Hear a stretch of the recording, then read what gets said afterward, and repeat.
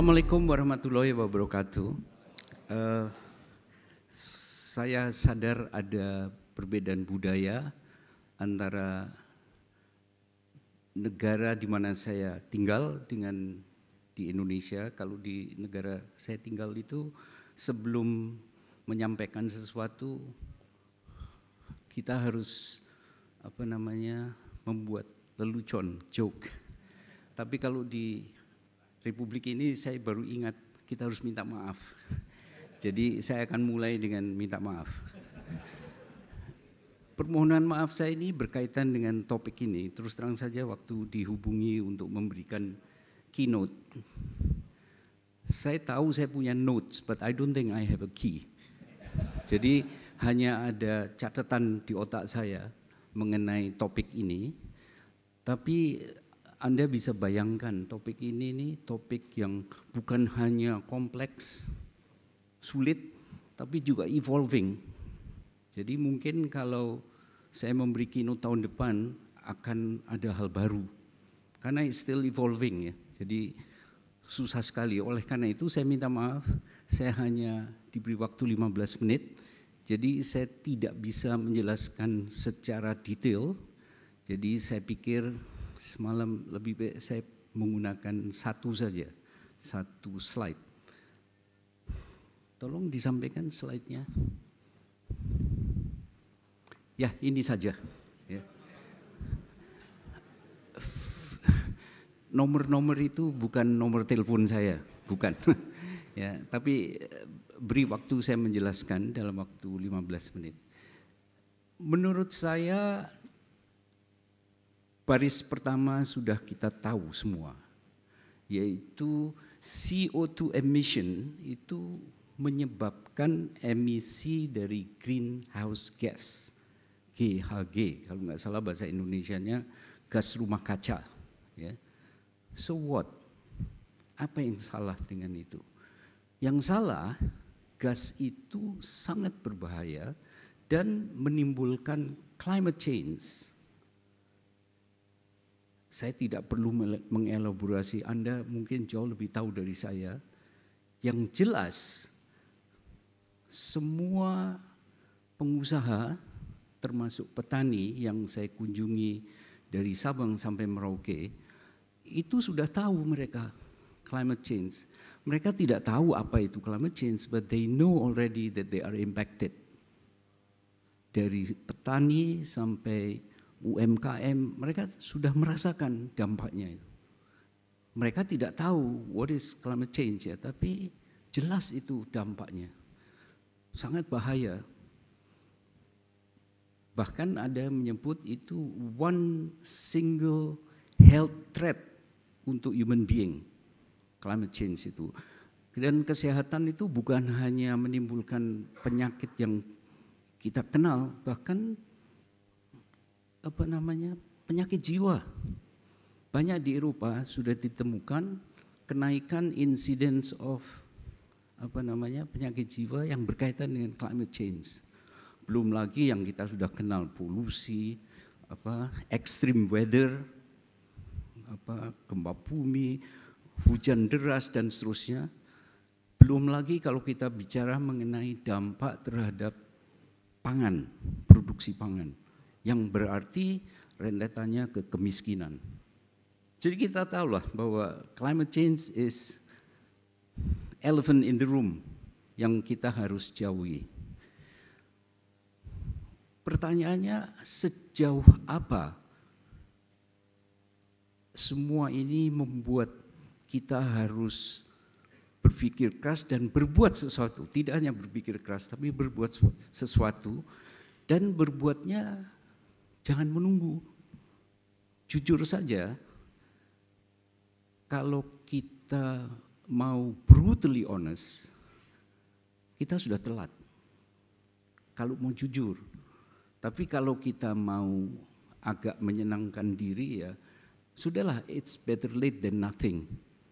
Ya, kerjain aja sekarang.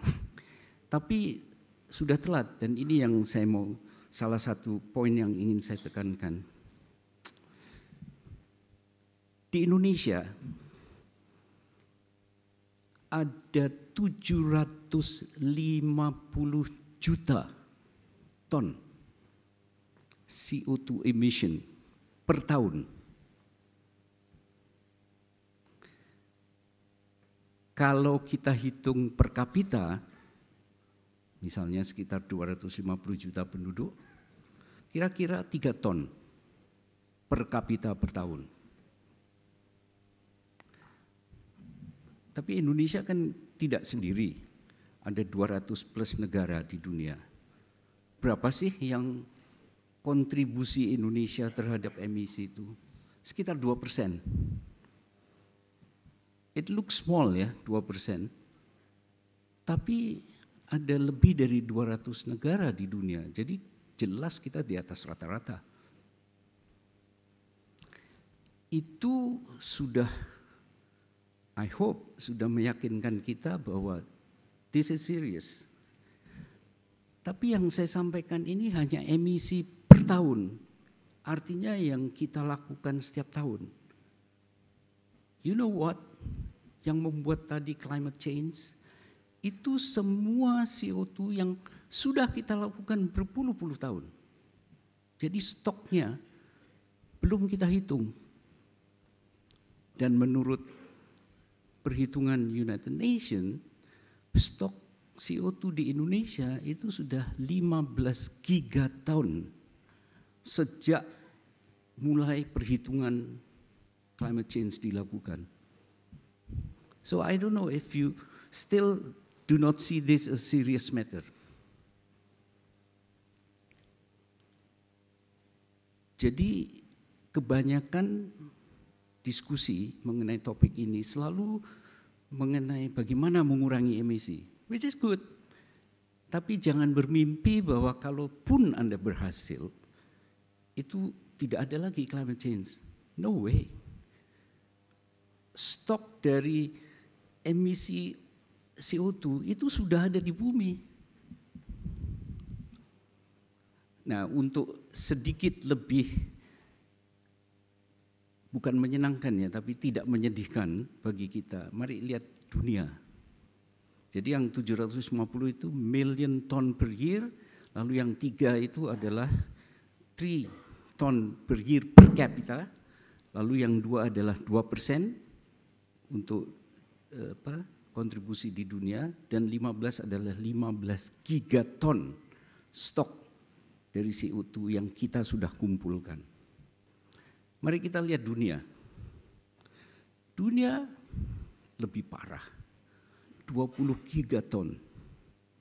Kalau mau menghitung stoknya, 900 gigaton stok di dunia. Jadi ya, kalau saya berbicara dengan ahli meteorologi, ahli lingkungan dan seterusnya, there is no other conclusion. Kita sudah telat. We are doomed already. Kita itu maksudnya dunia, bumi, doom. 900 gigaton, how can you do? Secanggih teknologi apapun tidak mungkin akan menghilangkan itu. Fakta bagaimana? Setiap tahun dunia berhasil mengurangi emisi 2 gigaton setiap tahun. Can you imagine? Ada 900 gigaton setiap tahun dengan segala kecanggihan teknologi, kita hanya berhasil mengurangi 2 gigaton. Sulit untuk kita bisa optimistik. Dan itu yang teman-teman di IPCC dan seterusnya nggak bisa tidur. Bagaimana ini menghadapi hal semacam ini? Nah, untuk masing-masing negara, di mana kalau tidak salah hari ini ada seminar tentang hal ini, tentu pertanyaannya adalah, tadi kalimat pertama saya lihat judulnya, strategi. Apa strateginya? Maaf, saya betul-betul minta maaf kalau ini. Saya seorang ekonom, karena hari-hari semacam ini di dunia, itu ekonomi itu mempunyai dosa besar. Oleh karena itu saya minta maaf dulu. Ya. Dari kacamata ekonomi, cerita yang tadi saya sampaikan itu selalu dilihat dari sisi supply and demand. Tentu banyak ureannya, tapi karena waktu yang terbatas saya pilih 2 saja dari sudut supply. Yang pertama adalah yang sangat populer, saya beberapa bulan di Indonesia, banyak saya mendengar itu didiskusikan, yaitu menyangkut, kalau tidak salah singkatannya di Indonesia EBT, energi baru dan terbarukan. Translationnya adalah memerlukan energy transition. Itu dari salah satu dari sudut supply. Lalu dari sisi yang lain masih dari supply, teknologi dikembangkan untuk sequestration. Jadi artinya itu kita menangkap emisi CO2 dan setelah ditangkap kita storage ke dalam bumi. Jadi berbagai cara, bermacam-macam jenis teknologi dicoba untuk mengatasi sisi supply. Banyak tapi waktu tidak ada, jadi saya sebut 2 itu saja. Tapi jangan lupa sisi demand. Permintaan itu bisa dari sudut produksi, misalnya sebuah industri terlibat dalam supply chain yang melibatkan 10 produsen yang lain. Kita tidak tahu produsen nomor berapa, nomor 6 atau nomor 4 yang juga melakukan emisi. Meskipun industri Anda sendiri sudah mengikuti semua standar lingkungan. Jadi itu dari sudut produksi dan konsumsi. Yang saya harus hati-hati memilih kata ini. Yang saya agak bukan kecewa, agak bingung ya. Ada satu faktor yang jarang dibicarakan. Padahal dia ikut memberi kontribusi secara signifikan pada emisi CO2, yaitu energi efisiensi. Mungkin karena teman-teman terlalu dalam terlibat dengan upaya mencari energi alternatif, lupa bahwa energi efisiensi is one of the powerful cara kalau kita bicara mengenai strategi. Karena saya lihat tadi tema seminar ini adalah strategi percepatan kalau tidak salah. Sederhana saja, anggap saja emisi adalah A kali B kali C kali D. A jumlah penduduk, B per capita income, jadi GDP per capita. Jadi kalau A kali B ya GDP. C, efisiensi of energy, untuk menghasilkan 1 unit GDP, berapa unit energi kita gunakan. That's the efficiency of energy, itu C. D, berapa emisi CO2 yang dikeluarkan oleh 1 unit energi yang kita gunakan. Jadi yang sering dilupakan yang C, karena kita sibuk dengan yang D. By the way, saya hanya bicara CO2, padahal yang menimbulkan greenhouse gas itu masih ada yang lain. Metan misalnya, atau N2O, dinitrogen oxide, itu gas tertawa itu, yang diminati oleh orang-orang yang suka sedih. Kalau menghirup gas itu menjadi tertawa. Itu juga merupakan gas yang berbahaya. Tapi sudahlah, kita bicara CO2 saja, karena CO2 memang yang paling banyak dan dampaknya sudah jelas negatif. Jadi kalau kita bayangkan kita melakukan efisiensi energi, assume the same population, assume the same per capita GDP, assume kita berhasil mentransisi energi yang D itu. Kalau C-nya kita masih tinggi, percuma. Jadi energi efisiensi itu salah satu kunci yang saya agak bingung, kok jarang sekali dibicarakan, paling tidak di Indonesia ya. Lebih banyak membicarakan dengan energi alternatif dan seterusnya. Anyway, ini semua kan di atas kertas teoritis. Di dalam prakteknya bagaimana? Mengapa kita masih mengemit 750 juta ton per tahun? Karena behavior kita, baik sebagai produsen maupun sebagai konsumen. Oke, I have 2 minutes. 3 atau 2 itu Mas? Saya tidak bisa baca. 3 menit, oke. Jadi yang terakhir saja kita lihat. Strategi, itu ST itu strategi ya, karena judulnya saya lihat ada strategi. Bayangkan ada satu konsep dinamakan Green Premium, GP, Green Premium. Konsep itu sederhana, sebenarnya adalah perbedaan antara biaya menggunakan energi terbarukan dikurangi dengan biaya energi yang tidak terbarukan.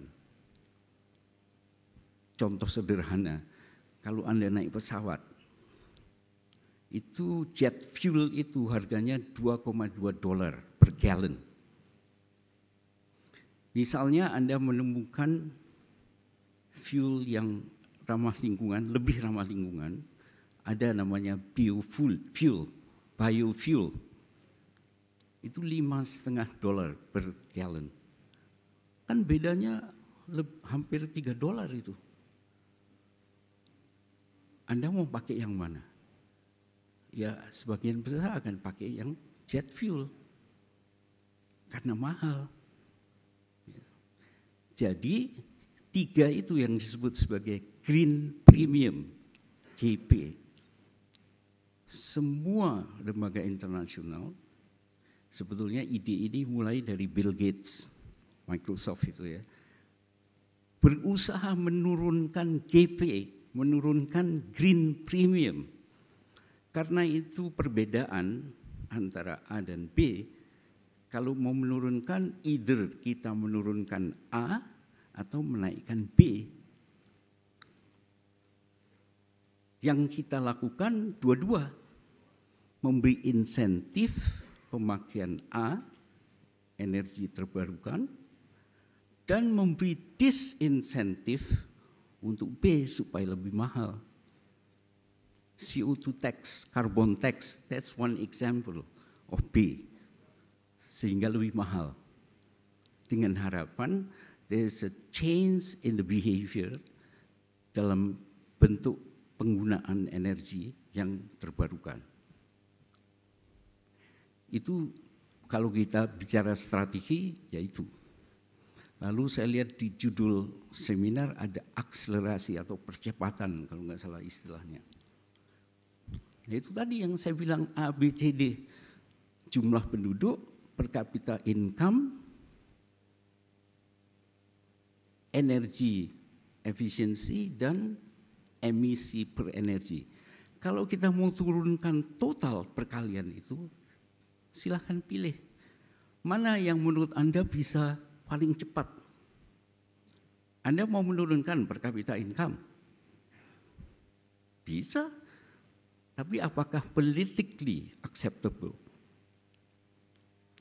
Kalau itu tidak bisa mengurangi jumlah penduduk, apakah itu realistis? Menambah effort atau upaya untuk meningkatkan, mengurangi emisi per energi. Saya pikir sudah dilakukan, tapi tidak cukup. Yang terakhir ini yang di atas kertas bisa dilakukan, yaitu efficiency of energy. pemanfaatan. Tidak ada waktu, tapi saya banyak cerita. Kebetulan 4 bulan terakhir saya keliling dari Sabang sampai Merauke. Saya melihat sendiri bagaimana efisiensi of energy itu sebetulnya bisa dilakukan. Tapi karena fokus lebih banyak ke mencari alternatif energi. Last but not least, 1 menit, terima kasih. 1 menit, yaitu di judulnya tadi ada tantangan. The way I see tantangan is obstacles, ya. Apa itu obstacles, ya? Teman-teman selalu berpikir mengenai benefit and cost. Before you make any decision atau select any project, you have to calculate the benefit and cost. Here is the problem kalau mau bicara obstacles. How do you measure the cost? Social cost itu paling susah. Ekonom tahu ada satu metode yang disebut sebagai Pigouvian tax. Kita tahu kalau sudah tahu berapa damage-nya, berapa social cost-nya. But that's exactly the problem. How do you calculate the social cost? Only kalau kita sudah tahu social cost, kita bisa hitung berapa CO2 tax yang harus dikenakan. So that's one obstacle. Dan yang terakhir sebagai penutup, obstacle yang kedua itu saya beri tanda rho, karena biasanya di simbolnya itu rho. I'm talking about discount rate. Let me explain, apa itu discount rate? Berapa Anda nilai generasi anak-anak kita atau cucu-cucu kita dibandingkan dengan Anda menilai generasi Anda? Apakah Anda menilai bahwa anak dan cucu kita mempunyai nilai yang sama dengan kita? Kalau jawabannya ya, rho atau discount rate 0. Hampir semua studi tentang climate change yang ada, yang dilakukan oleh semua lembaga internasional, tidak ada yang menggunakan discount rate 0. Begitu sombongnya manusia. Seakan-akan kita, generasi kita, itu jauh lebih berharga dibandingkan generasi anak kita dan cucu kita. Tidak ada yang 0. Silakan hitung dari World Bank, dari IMF, dari IPCC, selalu ada 0, sekian 000. Tapi none of them 0. Artinya apa? Artinya kita mendiskon generasi yang akan datang. Makanya disebut sebagai social discount rate. Dulu, waktu saya masih mahasiswa, itu ada pertemuan internasional pertama yang dinamakan sebagai Kyoto Protocol. Waktu saya habis, boleh 1 menit saja ekstra ya. Kyoto Protocol. Semua negara di dunia waktu itu, padahal masalah climate change belum separah sekarang. Ini tahun 70-an nih, I'm talking about the 70s. Kyoto Protocol, semua negara mendukung, kecuali beberapa negara. Dan akhirnya Kyoto Protocol mati. Mengapa? Karena dari beberapa negara yang tidak mendukung adalah Amerika Serikat. Bingung kan kita, mengapa mereka tidak mendukung upaya yang sangat mulia ini? Jawabannya singkat, social discount rate dianggap oleh Washington terlalu tinggi. Apa salahnya menilai social discount rate, maaf, terlalu rendah? Ini antara otak dengan mulut berbeda. Otak saya mau berbicara terlalu tinggi, terlalu rendah, tapi yang keluar lain angkanya. Jadi Amerika tahu kalau dia terima konsekuensinya, the entire population, the entire industry harus berubah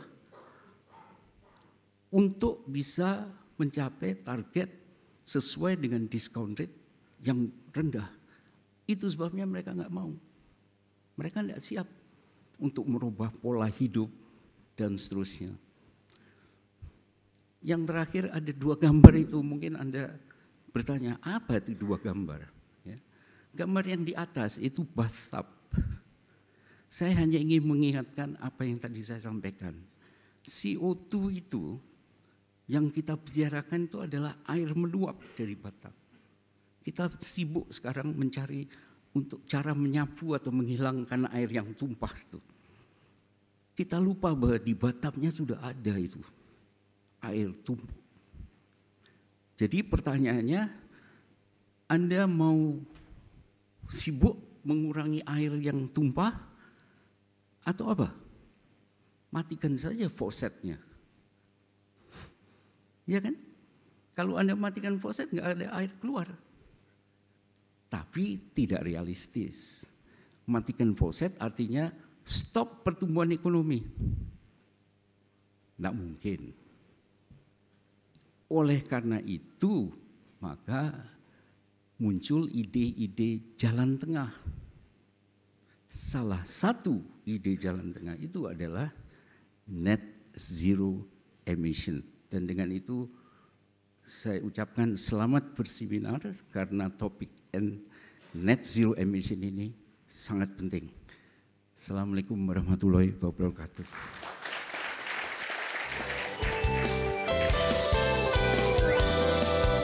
Luar biasa sekali pemaparan materi dari Bapak Iwan Jaya Aziz. Saya pribadi tadi di sana mendengarkan sambil sedikit mencatat insight-insight yang diberikan oleh Bapak Iwan Jaya Aziz.